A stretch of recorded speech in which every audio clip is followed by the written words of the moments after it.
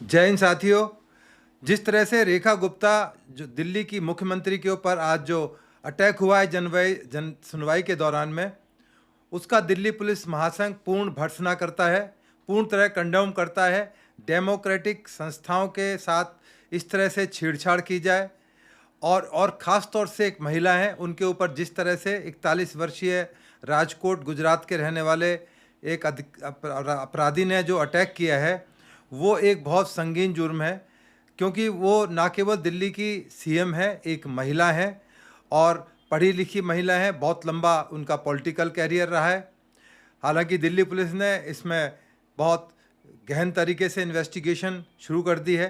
Delhi police के नवनियुक्त SP के सिंह कमिश्नर साहब खुद मौके पर हैं। उनकी तमाम टीम के काबिल अधिकारी इस मामले की जांच कर रहे हैं।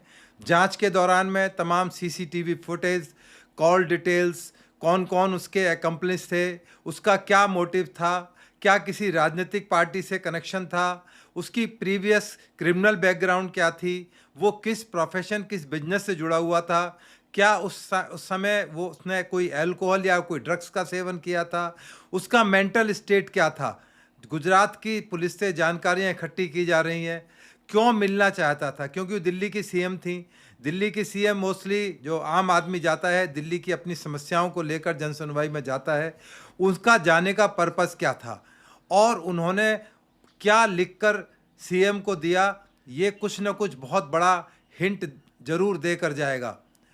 तो इसलिए जो जन सुनवाई के दौरान में जो जिस तरह की बातें अब तक निकल कर आई हैं, उसमें ये बताया जा रहा है कि वो डॉग लवर था। क्योंकि माननीय सुप्रीम कोर्ट ने एक जजमेंट के तहत ये कहा है कि स्ट्रे डॉग्स को तुरंत सरकार वहाँ से रिमूव करे, और सुप्रीम कोर्ट का आदेश पूरे इंडिया के अंदर माना जाता है। तो इसलिए पूरे स्टेट गवर्नमेंट्स की कोशिश हो गई है कि स्ट्रे डॉग्स पर किस तरह से कंट्रोल किया जाए।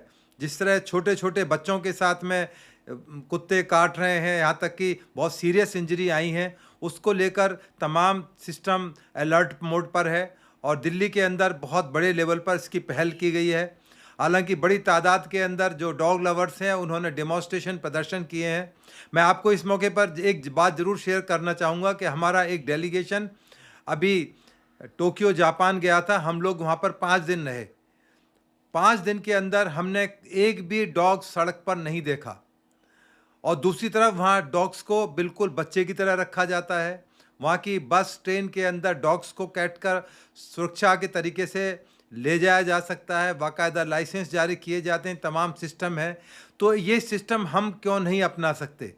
तो यदि वो डॉग लवर्स है, यदि उसको कुछ परेशानी है, वो अदालत जा सकता था।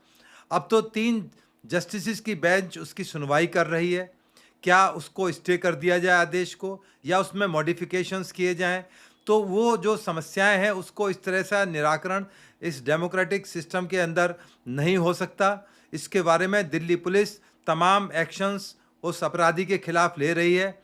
ये भी बताया जा रहा है कि उसका कोई रिश्तेदार तिहाड़ जेल के अंदर किसी मामले के अंदर बंद था, जिसके लिए वो कुछ फेवर लेना चाहता था। इस वजह से भी वो दिल्ली से नाराज़ था, पर उसको अज्ञानता के कारण वो उसने सीएम पर अटैक कर दिया। जबकि सीएम का जो अदालत के ऊपर या जो दिल्ली पुलिस से कोई दूर दूर तक वास्ता नहीं है। तो ऐसे हालात में उसका जेल में रहना ही ठीक है ऐसे अपराधी को। तो इससे पहले ऐसा नहीं है कि पॉलिटिकल अटैक पहले नहीं हुए हैं। महात्मा गांधी, इंदिरा गांधी, राजीव गांधी, केजरीवाल, स्वाति मालीवाल, जगन मोहन रेड्डी जो आंध्रा के सीएम रहे थे, उन पर भी चाकू से हमला किया गया। आपको याद होगा कि जो जो ट्रंप हैं अमेरिका के, जो प्रेसिडेंशियल कैंडिडेट थे, उनके ऊपर भी अटैक किया गया। तो जो ये पब्लिक डोमेन के अंदर जो पब्लिक के जो पॉलिटिकल लीडर्स हैं वहाँ पर रहते हैं, अपनी बात को रखते हैं, उनकी मजबूरी है पब्लिक के साथ जाना, पब्लिक के बीच में घुस जाना। इवन जो देश के प्रधानमंत्री मोदी जी हैं, वो कई बार देखा गया है कि तमाम तरह के प्रोटोकॉल को अलग रखते हुए वो पब्लिक के साथ में ज़्यादा मिक्सअप होना चाहते हैं, उनके साथ में प्रॉक्सिमिटी में रहना चाहते हैं, फ़ोटोग्राफी होती हैं, तमाम तरह की चीज़ें हैं। हालांकि सिक्योरिटी के पूरे बंदोबस्त किए जाते हैं। सीएम रेखा गुप्ता जी को Z+ सिक्योरिटी दी गई है। वहाँ पर हमारे दिल्ली पुलिस के काफ़ी सीनियर अधिकारी उनके साथ मौजूद होते हैं, परंतु जन सुनवाई में ऐसी अपेक्षा नहीं की जाती।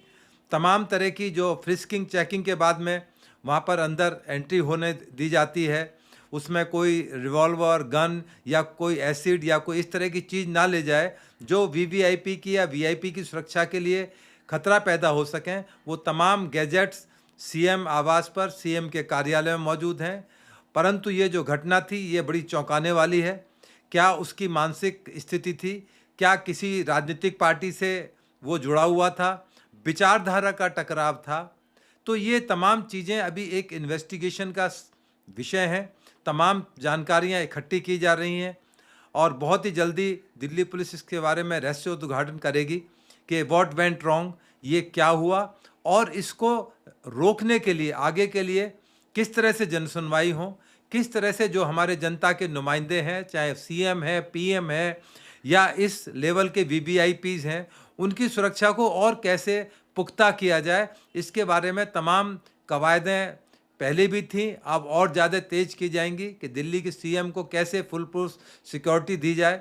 आपको याद होगा दिल्ली के सीएम को तो उनके साथ गाड़ी में ट्रैवल कर रहे आदमी ने थप्पड़ मार दिया था।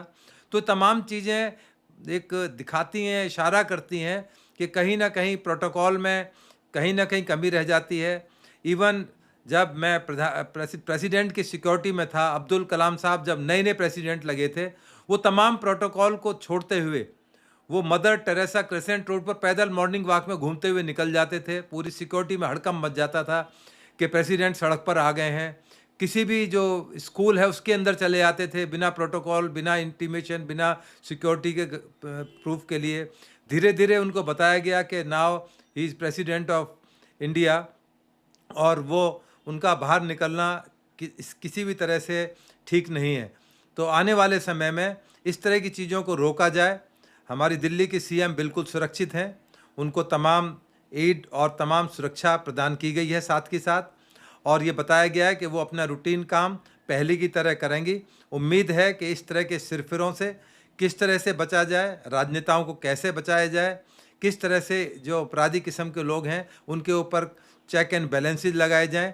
दिल्ली पुलिस आपको पूरी तरह से मुस्तैद मिलेगी, क्योंकि मैं दिल्ली पुलिस का एक रिटायर्ड नुमाइंदा हूं और मैं दिल्ली पुलिस की वर्किंग को अच्छी तरह से जानता हूं।